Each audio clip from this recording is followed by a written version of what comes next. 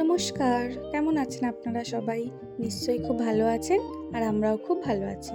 আর আগের ভিডিওতে আপনাদেরকে তো দেখালামই যে আমরা প্যারিসেতে ঘুরতে এসেছি।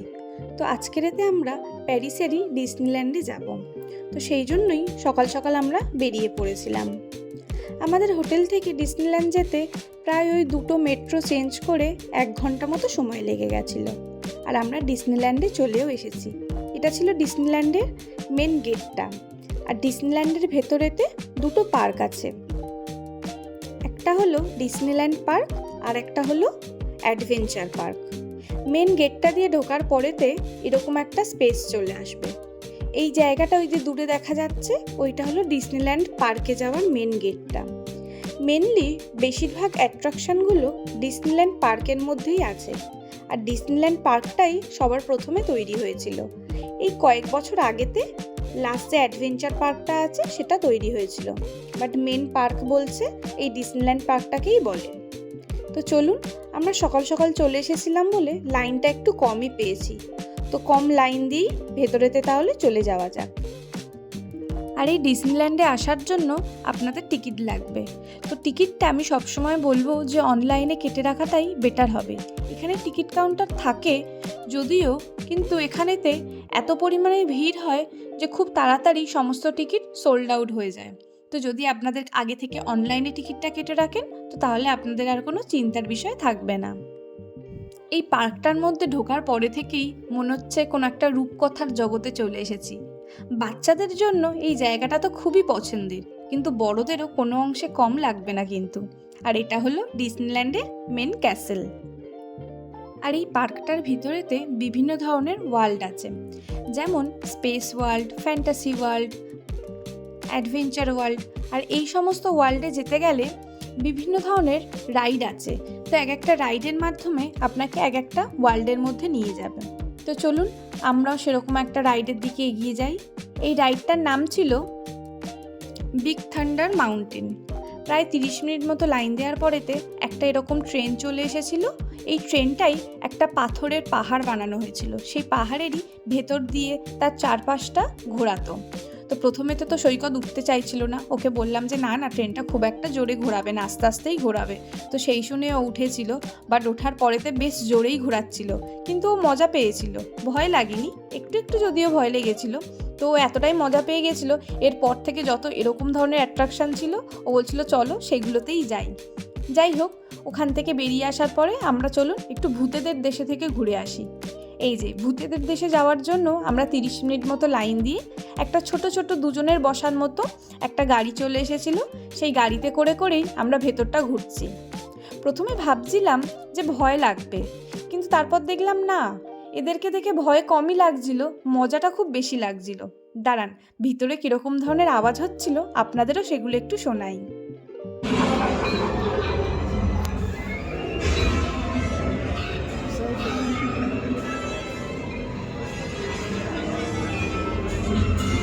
ওইখানে দেখো সৈকত দূরে। হ্যাঁ, কি করে করেছে বলো তো।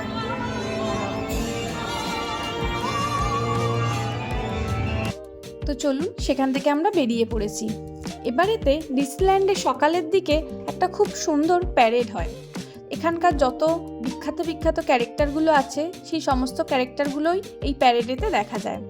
আমাদের একটু দেরি হয়ে গেল, তো সামনে অনেকটা লাইন পড়ে গেছে, সামনেতে আমরা যেতে পারলাম না। তো দূর থেকেই প্যারেডটা যতটা দেখা সম্ভব হয় ততটা দেখি আর আপনাদেরকেও দেখাচ্ছি।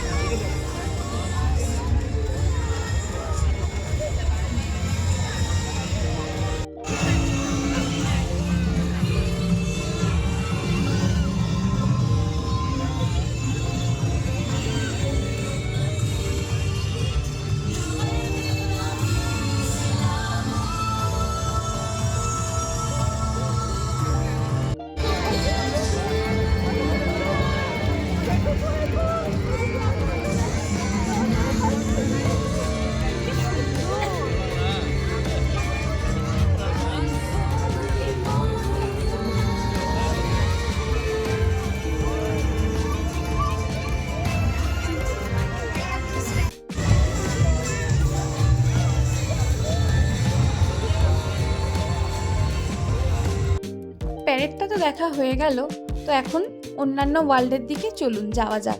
দেখেছেন সকালে রাস্তাটা কীরকম ফাঁকা ছিল আর এখন কতটা ভিড় হয়ে গেছে। যত বেলা এগোতে থাকবে ভিড়টা ততটা বেশি বোঝা যায়। আমরা প্যারেডে একটু দেরি করে আসার জন্য মিকিকে তো দেখা হলো না, তো চলুন মিকিদের বাড়ি থেকে এবার একটু ঘুরে আসা যাক। প্রায় 30 মিনিট মতো লাইন দিয়েছিলাম। এখানেতে এসে দেখলাম এটা আর কোনো রাইড না, এটা একটা থিয়েটারের মতো শো দেখানো হবে, একটা 3D শো। তো সামনেতেই 3D চশমাগুলো রাখা ছিল, আমরাও তাই দুজনে দুটো চশমা নিয়ে নিলাম। আর চলুন ভিতরের দিকে চলে যাওয়া যাক। ভিতরেতে যদিও ভিডিও করার পারমিশন ছিল না, তাই ভিডিওটা বন্ধই করে দিয়েছিলাম। আর আপনাদের বলে রাখি, এখানে যে বিভিন্ন ধরনের অ্যাট্রাকশান বলুন, শো বলুন, যেগুলোই হয় সমস্তটাই বাইরেতে ওয়েটিং টাইমেতে লাইন দিতে হয়। তো সেখানে কোন শোয়ের বাইরে কতটা ওয়েটিং টাইম আছে সবটাই আপনি ডিজনিল্যান্ডের একটা নিজস্ব অ্যাপ আছে, সেই অ্যাপের মাধ্যমেতে দেখতে পাবেন। বাট ওই অ্যাপেতে যদি ওয়েটিং টাইমটা 30 মিনিট দেখায়, তো আপনাকে কিন্তু একটু নিজের মতো করে ওটাকে বেশি ধরে রাখতে হবে। ধরুন 30 মিনিটটা 40 মিনিট হয়ে যেতে পারে, বা যেটা 1 ঘন্টা দেখাচ্ছে সেটা 1 ঘন্টা 10-15 মিনিট হয়ে যেতে পারে। তো প্রথমেতে যে প্যারেডটা হয়েছিল সেই প্যারেডেতে তো আমরা দূর থেকে দেখতে পেয়েছিলাম, খুব একটা ভালো মতো করে এনজয় করতে পারিনি। তাই পরের যে প্যারেডটা ছিল একদম আগে থেকে অপেক্ষা করে সামনের দিকে চলে এসেছি। আর দেখুন এই প্যারেডটাও কতটা সুন্দর ছিল।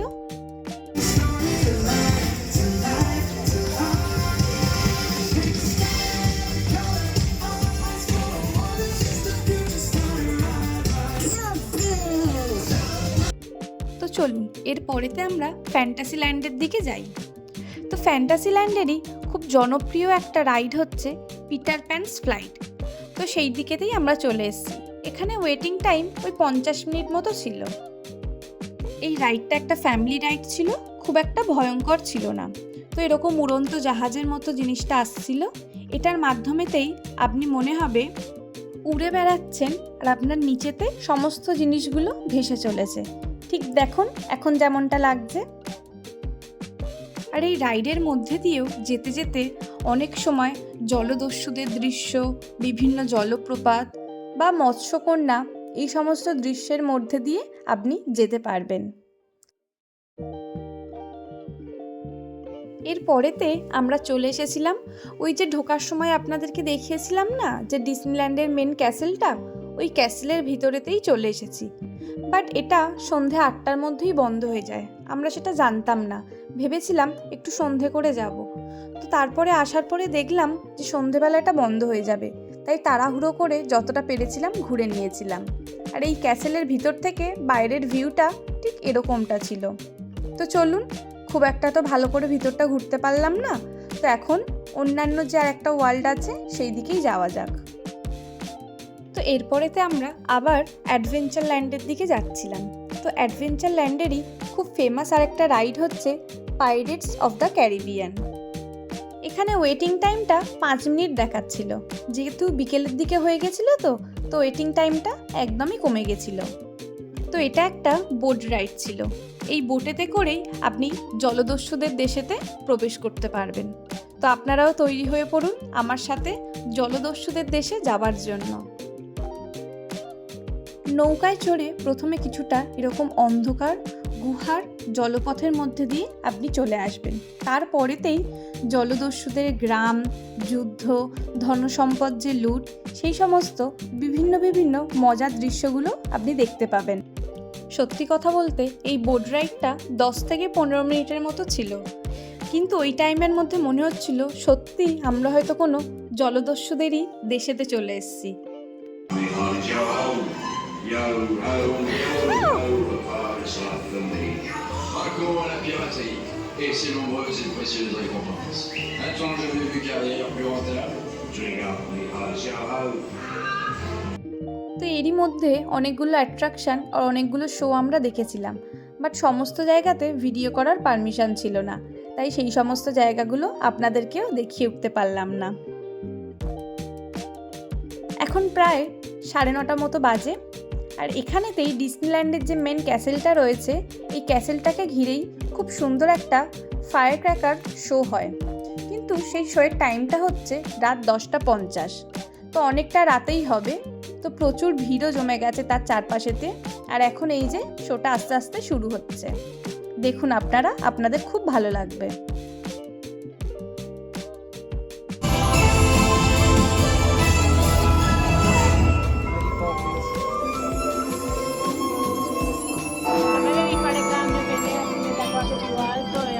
Depuis notre enfance.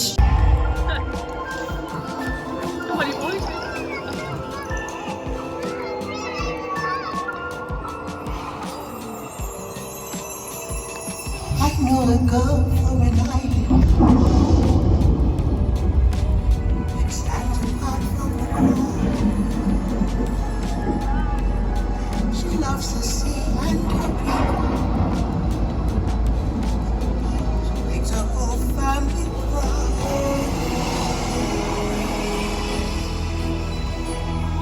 Every turn I take, I will find my every way. trail I try, every path I take, I'll be there someday. every road leads back If I can to be the strong, place I I know every mile will be worth my while.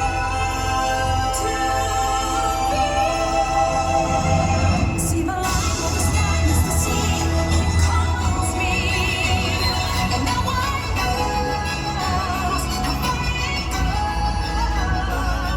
With the wind in my sail, the water shines.